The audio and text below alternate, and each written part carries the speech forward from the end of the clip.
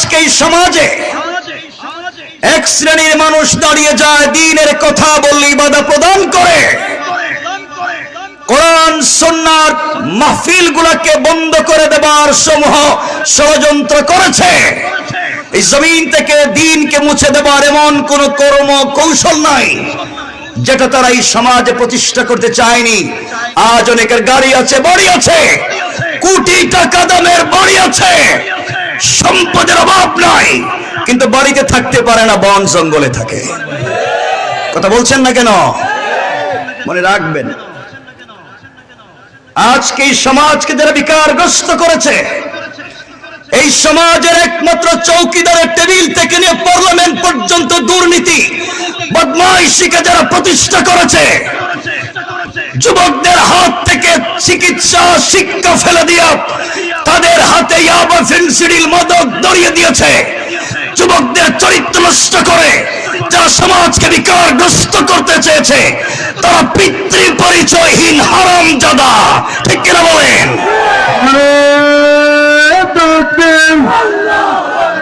নারায়ে তাকবীর, দিন ইসলাম, দিন ইসলাম, জিন্দাবাদ, জিন্দাবাদ।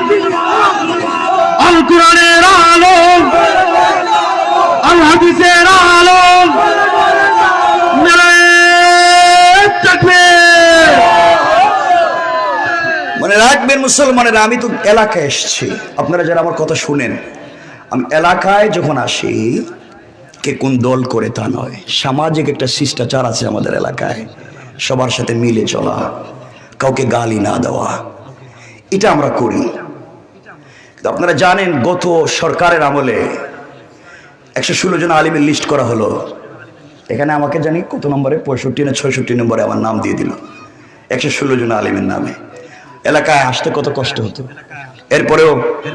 এরপরে আর কি বলতাম, এটা কি বলতাম নি, আমার নামে ডিজিটাল অ্যাক্টে সাইবার ট্রাইব্যুনালে মামলা দেওয়া হলো, কিন্তু এলাকায় কখনো বলিনি, দুর্বলতা প্রকাশ করিনি।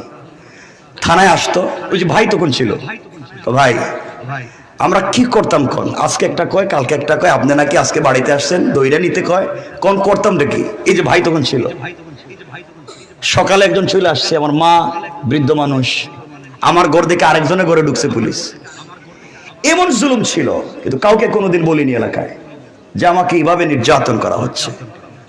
সাইবার ট্রাইব্যুনালে মামলা দিল, শুধুমাত্র কথা, আমি চুরি করিনি, ডাকাতি করিনি, বদমাইশি করিনি, ময়দানে সত্য কথা বলেছি।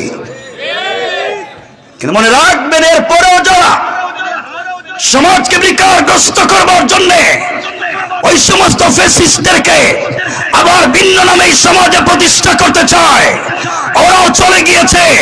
যারা তাদেরকে প্রতিষ্ঠা করতে চায়, আবার যারা মানুষকে ভুয়া হামলা মামলা করে এই সমাজকে আবার দুর্নীতির আঁকড়া বানাতে চায়, ইসলামী আন্দোলন 10 লক্ষ ইসলামী আন্দোলনের কর্মী জিন্দা, ওদের অস্তিত্ব খুঁজে পাওয়া যাবে না। ঠিক কিনা বলে?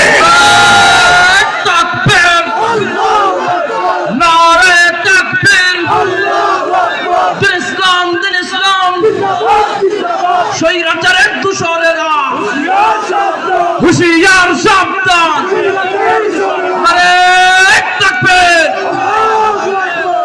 কোনদিন কথাগুলো বলতে চাইনি, দিলেই ছিল, যেভাবেই হোক, কিন্তু আফসোস হচ্ছে এত কষ্ট পাওয়ার পরেও এলাকায় আসলে কেমন জানি সবার সাথে মিলে মিশে চলাটা কি সুন্দর মনে হতো, কারণ এটা সামাজিক শিষ্টাচার, এটি একজন মানবের মূল্যবোধ, তার ব্যথা তার ভিতরেই থাকবে। মানে রাখবেন, জওয়ানদেরকে বলছি এই জন্য আমাদেরকে কোরআন পড়তে হবে, রব আমাদেরকে যে ফায়সলার কথা বলেছেন সেই ফায়সলা আমাদেরকে মেনে নিতে হবে।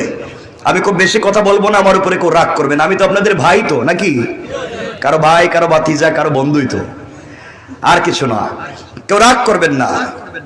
মনে রাখবেন, ফ্যাসিস্ট চলে গিয়েছে একটা জায়গা থেকে, কিন্তু সমাজের রন্ধ্রে রন্ধ্র ফ্যাসিস্টের অভাব নাই। মসজিদের সভাপতি সুদকুর, কথা বলেন না কেন? তাইলে ও কি থাকবে? কথা বল, ও থাকার দরকার।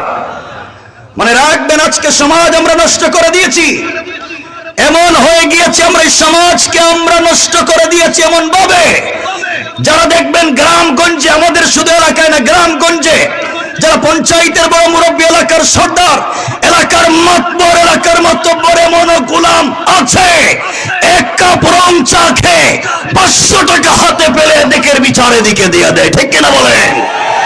এই সমস্ত ফ্যাসিস্টকেও আপনাকে আমাকে প্রতিরোধ করতে হবে, প্রতিহত করতে হবে, এই জাতির কাছে দিন পৌঁছে দেবার জন্য। এই জন্য আপনারা খেয়াল রাখতে হবে আমাদের সন্তানেরা কোন পথে যায়, কি করে। সবার সাথে মিলে চলবেন, সমাজে ফেতনা করবেন না, মারামারি দাঙ্গা হাঙ্গামা এটা নয়, সবাই মিলে চলেন।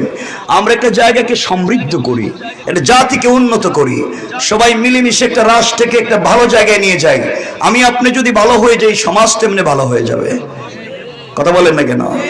আমি নিজে খারাপ, ওই আরেকজনকে ভালো বানাইতে চেষ্টা করি। আমি খাই সুদ, আর একজনকে গিয়ে কই তোর বউরে 3 তালাক দিলে কেন? ও তো 3 তালাক দিছে, এত সুদ খাইছে, সুদ তো খাইছে, একবার ভয়ঙ্কর কাজ করছে। কথা বলেন না কেন? আল্লাহ আমাদেরকে হেফাজত করে, বলেন আমিন।